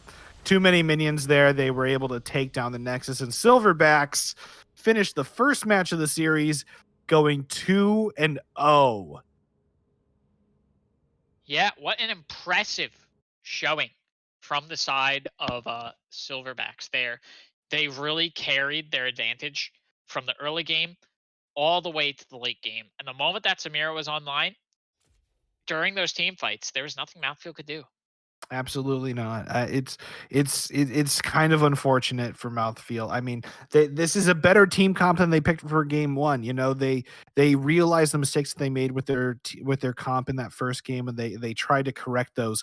But I think going for the Nico 80 carry with Lethal Tempo going on hit with that Kraken Slayer and the Rage Blade, and continuing the build like that. I think that's kind of a mistake, though. I feel like if they had just picked Vayne instead of Nico, they would have had more of a chance in this game. You know, the Vayne would have been able to take out Ornn pretty quickly. The Vayne would have been able to fight basically everybody on that team and give them a much better chance of actually taking game number two. But I think they outsmarted themselves going with the Nico 80 carry. Yeah, sometimes unfortunately you get a little crafty and you end up missing. Yeah. Let's see if we can get any of those players from Silverback for a post game interview. Yeah, we would love to do a post-game interview. Silverback, if there is a player that would like to come in here and be interviewed, send them in. We would love to talk about this series and ask a few questions. Yeah. Any volunteers? But meanwhile, while we try to set that up, just taking a look at some of the details for this game, the Samira coming through with 28,000 damage onto champions. Yeah, it's absolutely nuts. That's what you have to watch out for with Samira. I will say I'm not quite sure how to pronounce the 80 carry's name, but I think it's just impressive that I think that was one of the most not cautious, but like reserved, biding your time, picking your moments kind of Samira that I've seen. Most Samiras that I have seen play the game are just hyper aggressive from as soon as the game starts, right? But he played the game incredibly smart, bided his time, picked his moments, and he popped off because of that, because he knew exactly when to go in and just destroy everybody in those team fights. I have word from our producer here that Rivnev is going to be the guy to do the post game interview. Really excited to talk to Rivnev, pick his brain about how those games went. Speaking of which, he's right here. Rivnev, welcome. How are you feeling after that series? I feel good, man. I feel good. Yeah, I mean, I got carried both games, but yeah, let's go. Congratulations on the Yeah. double win. I'm very curious. Compared to in the first game, uh, right off the bat, Yeah. Gelati was not letting up. Yeah, I mean, I can't remember the last time I played against the Karthus, so I mean, he surprised me with the damage, and then I was just like, "What the fuck?" Or I was like, "What the hell? Like, what do I do?" Like, I don't know. He just pretty much like crapped all over me. That was a really good solo kill. I didn't expect that damage. I think it's like the Q does more damage when it's like not hitting any other targets. Yeah, So yeah, yeah, that I is how don't it goes. I don't remember the last time I played against Karthus, so it surprised me. But yeah, I adapted. I had to just build safe, and then kind of affected my damage output, but I didn't really die that much after that. Yeah, so I have to ask here, going into the series after scouting them all week, did you feel like this is how the games were going to go? Did you feel pretty confident that your team was going to be able to beat these guys? And to go along with that, after game number one, what was the feeling like heading into game two, as far as what your plan was to finish out the series? Yeah, scouting. I mean, we weren't really worried. I mean, we had like kind of like picks for everything. Like so we'd done over like draft scenarios like before the game. Like we were pretty prepared for like if they decided to play pocket picks. We had it. We knew what we needed to ban to. I think our bans were spot on. I don't know how much it affected their games, but like our bans, but it was yeah. And then in between after the game one, um, we kind of just realized that the Karthus was annoying, but it's pretty easily like you can play around it pretty easy if you just kill him and then run away and then fight again after. So that's pretty much if you watch that game again, the first game, that's pretty much what we did. We just killed him, ran away, and then fought again. Yeah. Yeah. Uh, yeah, I mean, it was just really impressive to watch you guys in every single fight, and we basically got the feeling after game number one that your team's entire identity is all about we're going to fight as much as possible, and we're just going to make the other team really tired of fighting us all the time. Yeah, I mean, we'll try to fight over almost every objective. Like we'll always try to pressure Drakes as soon as we have prio, and we'll just take the 5v5, and we'll usually just try to draft a better team comp for 5v5. and skirmishing sometimes. I guess that's what we try to do the second game. Now, throughout the games, both games, it became very clear that as the games were going on, uh, especially starting in the beginning, your team's jungler was Yeah. just able to help out both your top lane and your bot lane so much more than Yeah, he's MouthfeeL. really good. He's definitely one of my favorite people to play with. He's one of my good friends. Like he's really good. He's kind of a troll, but he's good. Yeah. Yeah, he kind of took over both games, Like even though Lilia was so oppressive, he would just like go in and get a sleep on usually the Karthus, which was what we needed, and then all of our follow up damage would usually just one shot him. And then the second game, I think he got like the triple kill bot lane, and it was kind of just over from there. Like Wukong with Gore Drinker and Lilia's just strength in general. So those are we usually try to play meta shit, and yeah, he popped off on both.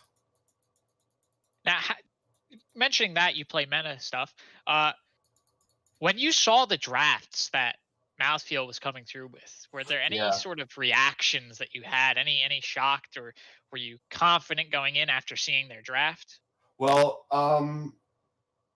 in the first game, I think we were shocked about the Cho'Gath. Like it was just kind of like, okay, like we had Kled, which has innate healing reduction. Like it was a good tank, I guess. So I just think they could have picked a better tank.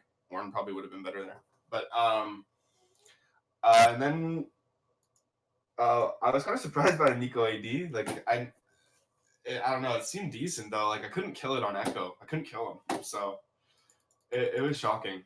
But